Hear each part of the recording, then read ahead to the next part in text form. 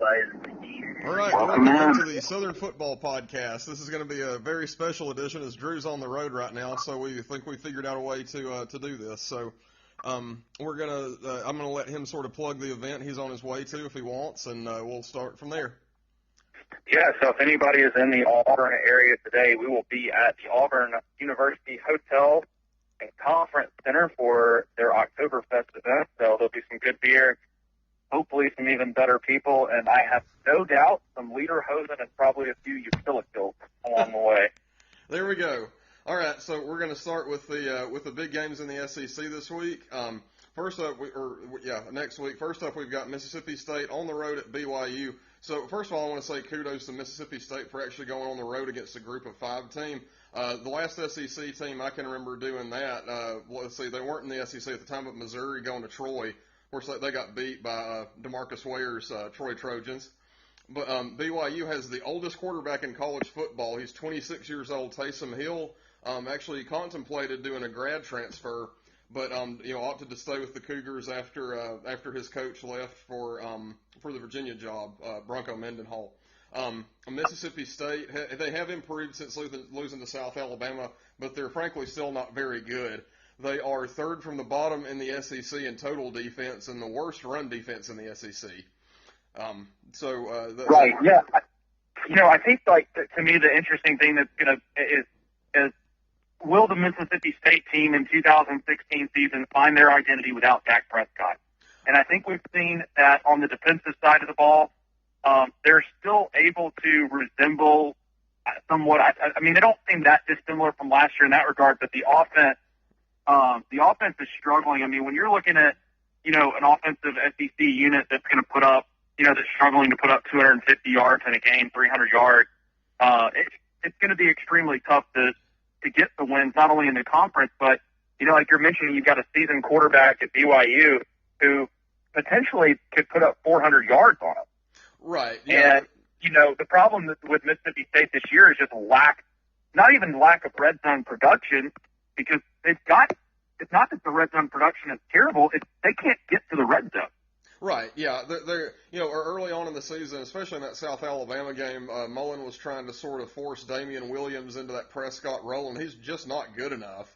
And also they don't have the weapons on the outside like De'Runnya Wilson. That's two of the best offensive players they've ever had, really.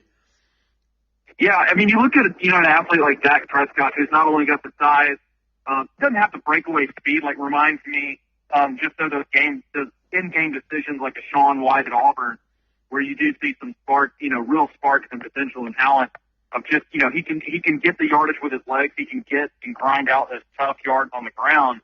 But they don't have that now. Right. And now you're looking at a quarterback, like you mentioned, with Dan Mullen, who's basically saying, hey, I need you to be able to do the same thing. And quite frankly, it's just not the same person. And I feel like that's where, Mississippi State is really going to struggle as a program in the West, because let's be honest, with the LSU job open, or whatever they're going to decide to do, whether Orgeron steps into that role permanently or whatever, but you also are going to look at most likely a vacancy at Auburn as well. So my question is that if you have some big-time coaches come in who know how to recruit, but not only recruit, but take the talent they have and build a system around it, that's what I don't think Dan Mullen is capable of doing. I feel like Dan Mullen is intent on running a very specific system, whether he has those athletes or not. Right. And yeah. I just don't think that sets you up for long-term success in this conference. Too competitive. No, yeah, you're right. No, I mean, we saw what Gus Malzahn's capable of when he has Cam Newton or Nick Marshall, but when he doesn't, it's like he can't adjust, I guess. Yeah, and I mean, Malzahn saying earlier this week that he doesn't think it's a play calling issue. He thinks it's an execution issue. I mean, I very seriously question that, because you go back and look at week 2, week 3 for Auburn, and the plays being called inside the 10-yard line, and you just really scratch your head. Oh, yeah. Whatever. I mean, he can blame it on whatever he wants. But again, I mean, with Mississippi State, I really am curious. Will they find themselves before it's too late this year? I mean, preseason, my thoughts were Mississippi State could potentially come out with 8 wins, potentially a 9th. If there was some postseason play involved. But now I'm really curious if they're even going to go 50-50. Oh, yeah. That's, you know, yeah. I mean, this is sort of the, today's game against Auburn. I mean, if they lose that game, I don't see any way they win more than like 4 or 5 games.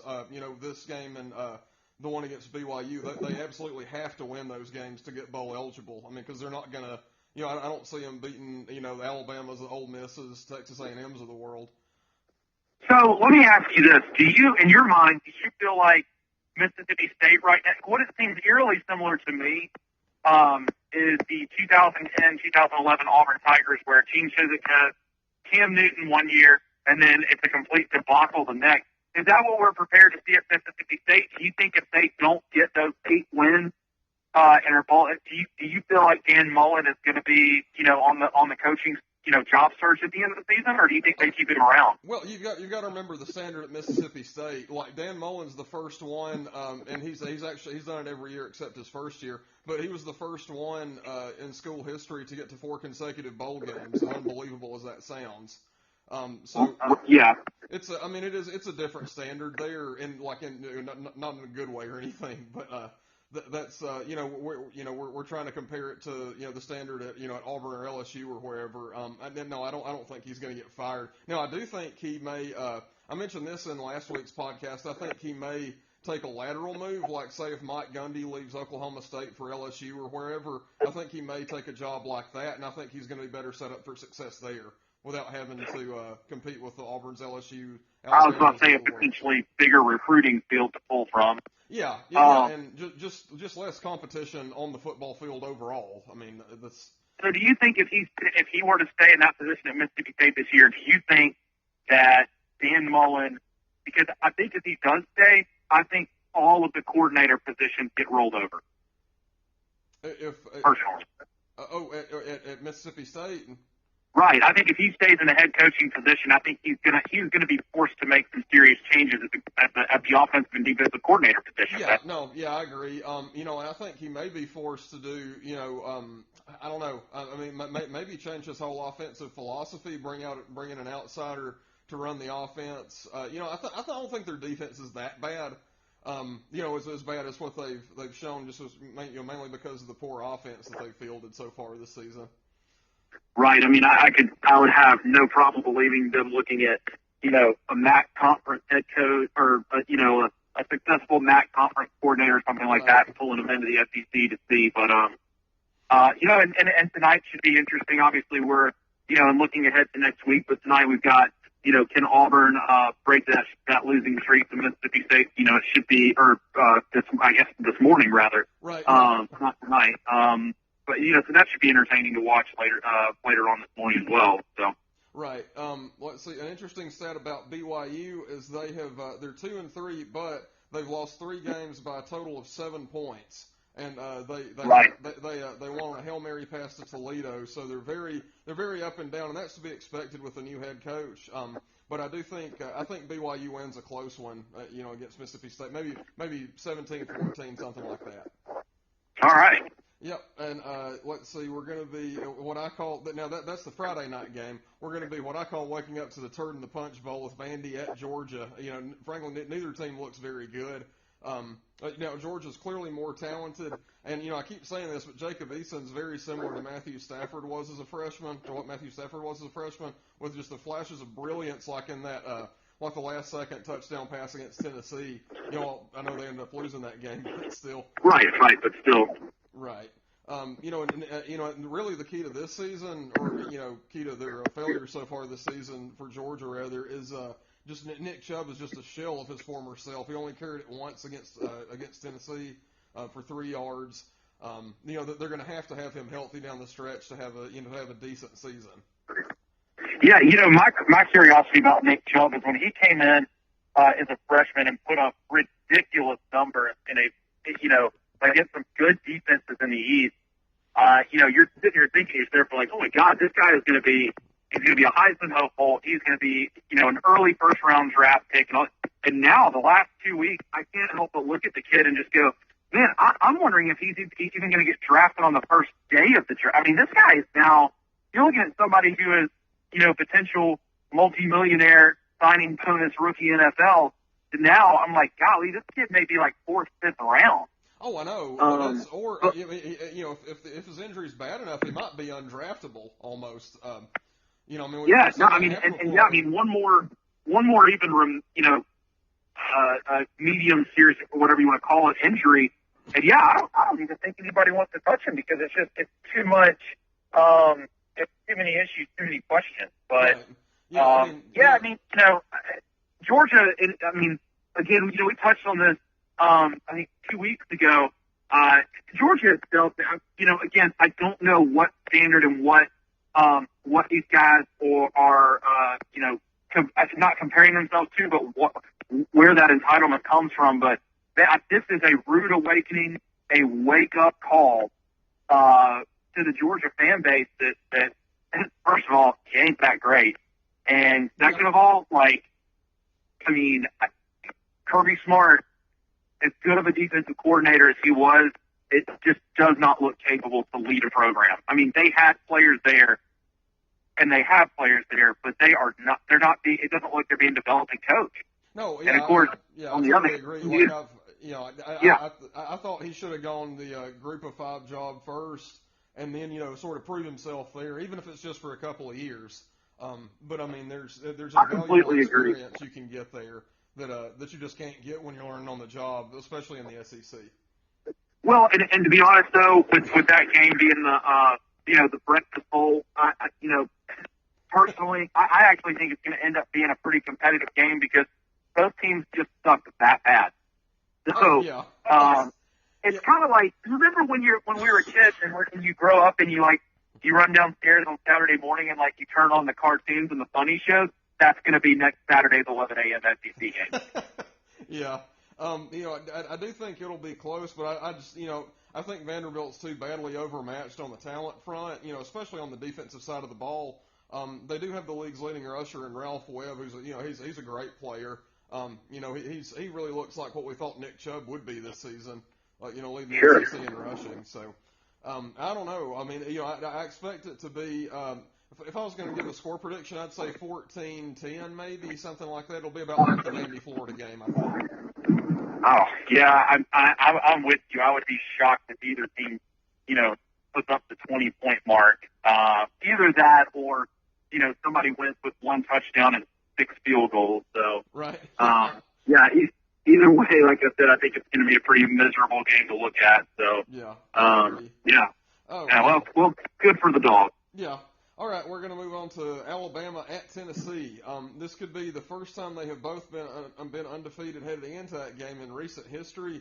Do you recall a time since you've been watching that it's happened? That both of them have been undefeated? No, and it's interesting you mentioned that. I was talking to somebody about that last night, and I was with a group of people, and nobody could remember a time that both Alabama and Tennessee were undefeated heading into that game. I mean,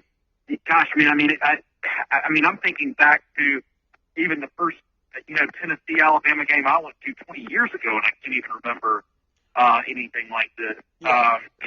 And this is, I'll be honest with you, man, looking at this game and earlier this year, I would have said at LSU, but this and these are the two games that I was worried about. This is why I told people I felt like Alabama might end up a 1-2 off, SEC West champion, but this is why. I mean, Tennessee they've got talent, and the offense is still struggling, I think, a little bit, again, with some play calling and maybe execution factors, but the defense looks incredible, especially compared to, last year, the year before. I mean, Butch Jones has seemed to figure some things out. Now, granted, you look at last week against Georgia, and,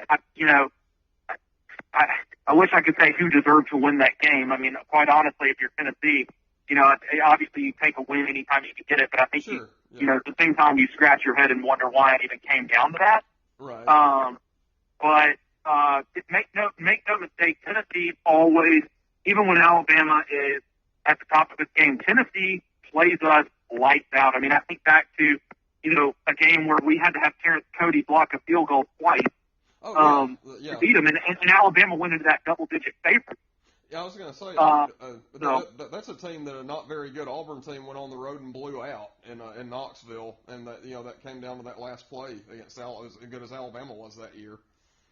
Right. And again, I mean, I think that I really am excited to see the quarterback matchup. I think you've got two guys that have very similar,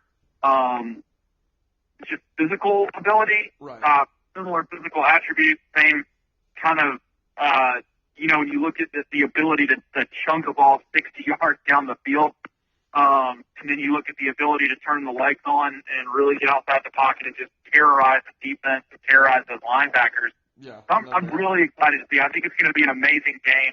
Obviously, there's no team that I would prefer to beat in a season than Tennessee, because, unfortunately, I mean, it's not their fault. It's just Tennessee. They're all terrible teams.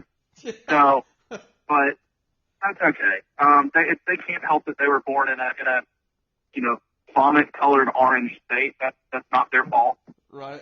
But no, again, I mean, this is going to be a very serious test for the Crimson Tide on the road at Neyland. It's going to be loud. It's going to be a tough place to play, and this will determine, I think, right, because you're also dealing with, and I know we'll touch on it a little bit later, you're dealing with a little controversy with the SEC, another SEC East team right now, and refusing to play a game or whatever. Right. Tennessee has to win against Alabama to put to bed all the doubters and all the possible scenarios. I think if they come out and they beat Alabama, there's no question that, they're going to be the outright, in my opinion, SEC East champions. So it's a big game for both teams. Obviously, we're deep enough into the schedule now where you get a loss at this stage, you can pretty much say with fair certainty that the playoff is pretty much a no-go for you. Right. So yeah, I'm excited. Oh yeah. It was a good game. Yeah. Just a couple of side notes here. I believe Jalen Hurts could be on his way to National Freshman of the Year honors, especially given the lack of a workhorse running back like Alabama normally has. They just sort of got a committee of pretty good guys. They don't have a Derrick Henry or a Trent Richardson or anything like that. And my main key to this game, being Alabama and Tennessee, is Calvin Ridley. He's got to have a big game. He's got 31 catches coming into this week, so we'll have probably 38, 35, 38, something like that going into the Tennessee game. He's got, right. Well, yeah. And I think for Ridley, the big thing is hold the football when you get your hands on it, please. Stop dropping the ball when you're underneath routes, because the frustrating thing is we go, pick up some yards on first down with, 3-4 yard runs. We run Calvin Ridley either across the middle on a skinny post, a slant, a sluggo route or something, or even just something out to the flat. The guy can't hold the football. And you've got very big, very athletic offensive linemen up there ready to block for you, and nothing but green pastures, and he drops the ball at the line of scrimmage. And, that's got to stop. I mean, we're deep enough. He's the second-year starter now for Alabama. I mean, those things should be coming together. Our Darius Stewart, will he draw a double team all day? Is he going to give that underneath route help? I don't know. Hopefully, but yeah, it's going to be a good matchup. I agree with you. I think Calvin Ridley is kind of the key to unlocking that puzzle for Alabama of going on the road and getting a really tough win. So. Oh yeah. I think in this one, for my prediction, I'm going to go with Alabama. I think they win late on a big defensive play late, like maybe an interception for a touchdown or fumble recovery for a touchdown, or maybe even special teams touchdown. So yeah, I think for me, I've got Alabama 27-23. That's about right. That's about what I would think. Let's see. Next up, we've got Missouri at Florida. Now, this one could be a big game in that it could totally knock Florida out of the East picture. Missouri's got Drew Lock, who's putting up huge numbers. We've been talking about that all year. He's the nation's leader in touchdown passes and passing yards, and hadn't even played his game today yet. He's still the leader as of this morning. Florida's basically getting an unscheduled bye with sort of wimping out against LSU, which, like you said, we'll touch on that later in my rant of the week.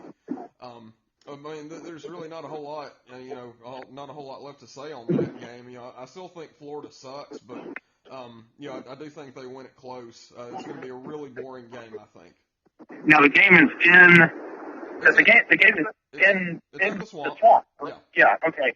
So, all right. Here's a prediction, because I agree with you. I think it's just going to be just a toilet bowl match, personally. But here's the line that we need to consider: combined numbers of dudes in bright-colored wife beaters, shorts, and mullets. That's a whole lot of people. That's gonna be That could be the entire Florida fan base as we know it.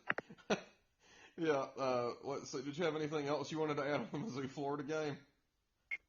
No, I hope Florida loses big because those people just really bother me. Again, I mean, Spurrier's not there anymore. Get over it. You're not that great. You guys had Urban Meyer for a little bit, but he tucked tail and ran when he realized he wasn't going to be able to beat Saban every year in the SEC. So, honestly, again, to me, they remind me of the Georgia fan base. Like, why do you think you're entitled? I can't figure it out, but go Mizzou. Yeah. Well, actually, to make matters worse, Spurrier actually is there, not as head coach, but he's, Well, yeah. What is his exact title? Is he he's not athletic director. He's like the football consultant or something. He's head of football operations. I believe that's his title, his official title. So he's sort of from what I hear, I've got a couple of message board friends that are Florida fans, and he's basically sort of serving as a transition period between Jeremy Foley and whoever the next AD is. So are they just? I guess they'll just keep him around as long as he's alive. They'll wheel him out in a wheelchair to speak to donors for dinners and stuff like that. I'm guessing it's the plan. Yeah, let him lead the two bits cheer. Do you think that if Missouri is leading big in the fourth quarter, do you think Spurrier gets on the sideline and starts throwing a visor down? No, I think he'll be on the sideline, regardless. I think he'll be there start to finish on the sideline. He's been there a couple of times already this year. So second over under number of times Spurrier loses it, throws down his visor. Well, if a visor is there, he'll throw. We'll say. I think he'll throw something. I'm going to say 5 over under maybe. So I'm going to go with Love it.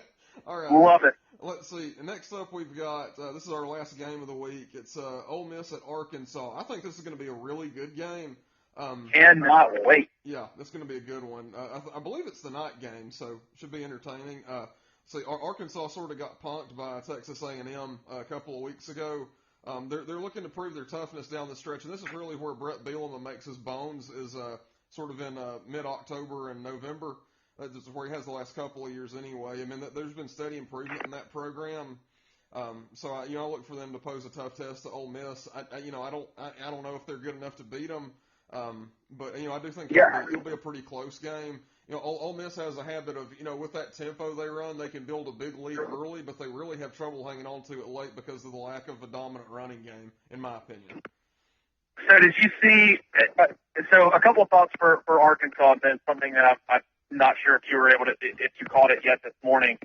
So my thoughts on Arkansas, I agree that this is where Bielema has to really set himself apart, right? This is where Arkansas will potentially be able to distinguish itself between, can they separate from the pack of the Mississippi State, the Missouri, the South Carolina? I mean, they have a chance. They're going to be playing Alabama today, ranked number 16. We'll see what happens in that game. But I agree with you. I mean, this is where Bielema makes his case to really say, hey, I'm here. I'm serious. I can recruit. I've got players, and we're going to make some noise in this conference. Right. The other thing, did you happen to see the news on Chad Kelly this morning? I did. I saw that after I finished our prep for the show today. Apparently, he was involved in a scuffle involving his little brother. Yeah, so he was at his little brother's high school game last night, and it was on the field throwing punches in a fight with high school kids. Goodness, I don't know, man. It seems like I don't know the particulars of what happened at Clemson, but it seems like trouble finds this kid.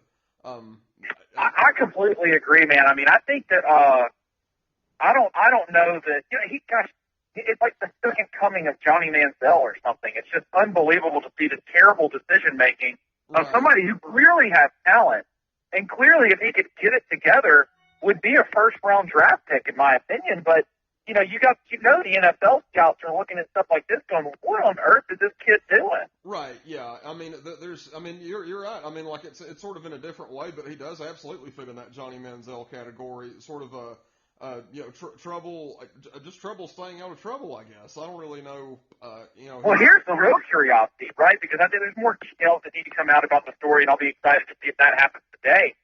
But if he did take contact with another high school kid, right? If it comes out, yes, he punched this kid in the face, whatever, right? Yeah. Okay, what happens if that kid's parents press charges for assault?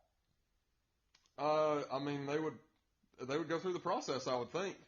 Just the right. legal process. So does Chad, does he even take the field that week? I don't know. Like you said, we'll have to see what happens with it, and if he did land a punch or whatever. Because I mean, from what I saw, it was just like sort of garbled video, and you couldn't really tell what was going on, but you could see him being restrained. But I don't know. But no, now if that happens, I don't know. I would think that would be up to Hugh Freeze, and I would bet you that he does take the field. I would. Well, yeah, but what I'm saying is, what if he gets arrested and he's not there? Oh, I got you. Then they'll. I don't know.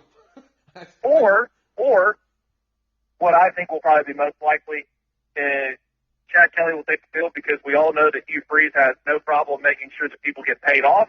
So even if this were going to go to court or something to that effect, I think the Ole Miss faithful would ensure that never happens, and Pretty Boy Chad could still play the rest of the season. Yeah, he's and I hate to see all this because he was trying to slide into the first round of the draft like he tried to slide into Mia Khalifa's DMs on Twitter. No. Oh, man. Okay. So, all right. Let's see. So I'm going to go in that game. Assuming Chad Kelly plays in that game, which like you said, I'm pretty certain that he will. I'm going to go Ole Miss. God, I'm going to say Ole Miss 35, Arkansas 21. I think they're considerably better than Ole Miss when Chad Kelly's playing. All right, so double digits from you. I'm going to go. I'm going to go a little shorter than that. I'm thinking more 31-20, kind of where I land, but definitely the same ballpark. Okay. All right. Well, let's see. It's time for our rant of the week, or rants of the week, if you will. Mine is on the University of Florida refusing to play LSU. Now, according to all reports, LSU reached out to Florida, offered to accommodate them every way possible. They offered to send their jets to pick them up and even pay for a hotel for them. They also offered to play at a neutral site this year or swap home years with them, being that they would play in Baton Rouge in 2016 this year and go back to Florida. But basically just swap it up, whatever. And Florida seems to be trying to avoid a potential loss, with already having one in the loss column against Tennessee, increasing their chances of getting to Atlanta. So here's a scenario for you. If let's say Tennessee loses to Texas A&M today and then Alabama next week, that would put them at, and they don't lose another one, that would put them at 6-2. Now Florida will likely win the East outright, having not played that game that should have been played today. So they, when they should have potentially had another loss to LSU. What I think should happen is Florida should be disqualified from going to Atlanta. Yes, I agree with that. It's funny, you and I are on the same page for stuff that's just incomprehensible to me right now. Right. But not only I feel that, or the SEC doesn't want to go to that extent, because if you're right, if both teams are 6-2 at the end of the year in the SEC play, then obviously Tennessee gets the nod with the head-to-head victory. So, in my opinion, because the university, or because LSU reached out, went through numerous steps to try to get this game played, and kudos to LSU because they are in complete disarray. Right. Yeah. I mean, but they have reached out and said, we want to make this happen for the players, for the fans, for whatever, right? Yeah. And Florida says no. Then to me, that's a forfeit. Right. No, I totally agree so with you. Even if they were to say, hey, we're not going to ban you from the tournament, they should just, okay, fine, you're accepting a loss. Right. Yeah, that's yeah. I mean, I'd be okay with that, but I mean, but either way, they shouldn't go to Atlanta. I don't think as a result of not playing this game. that's, like you look, South Carolina was in a similar situation just a year ago, and they went on, I believe it was 3 days' notice, and went down to Baton Rouge and played. And and LSU did absolutely everything in their power to accommodate them, and they would have done the same for Florida. But Right. I just, I don't know. It bothers me to see, and to hear I believe it was their chancellor talk about it. He kind of tried to, I don't know, he made it sound like, I don't know, it sounded like he was sort of taking advantage of their circumstances when you've got Right. Miami and Florida State are both playing today, and they're in the path of Hurricane Matthew. So I don't know. I think it's a cop out and shameful to me. Yeah, no, I completely agree with you, man. And this is it's the same thing I was going on tirade about. It I just don't understand where. First of all, I'm also going to be a little bit upset if the SEC commissioner allows this to happen and not go in some way punish or whatever you want to call it again. I mean, I think because LSU reached out, Florida should have to count. It should be a forfeit. It's a law. Right. Yeah. Now, after play the game. Yeah. Now, if you look on their schedule, it is officially listed as postponed. So I don't know when exactly they would play it. They don't have the same bye week or anything like that. So, I don't know what they would do. And then you got the SEC championship game the very week after, the SEC season wraps up in November. So I don't know when you would. Right. Yeah. There's no bye week in between there to play it. So I mean, obviously, I completely agree. There's no way at this point that game can be fit in. It just, again, I don't like it. I think it's incredibly cowardly. And again, knowing that if they're able to win out, which again, I do believe, that things work themselves out in the end. So I think with Florida making this boneheaded decision, I think the football gods frown upon them, and they get a few unsightly blemishes on that record right. From now until the end of October. But again, to all the Florida mullet sporting jort wearing fan base, you guys are terrible. So yet again, I hope you lose this week and next week, or not this week rather, because you're not going to play. You're not going to lose this week. Yeah, hope you guys lose to Missouri next week. So enjoy that loss. Hopefully. All right. Well, I guess that's going to about wrap it up. I know Drew's got to get into his event, and I'm just going to let him sort of close us out if he's got anything he wants to add. Yeah, guys, as always, we appreciate it. Please subscribe to the podcast. Hope you guys enjoyed it, and we look forward to being back with you guys next week.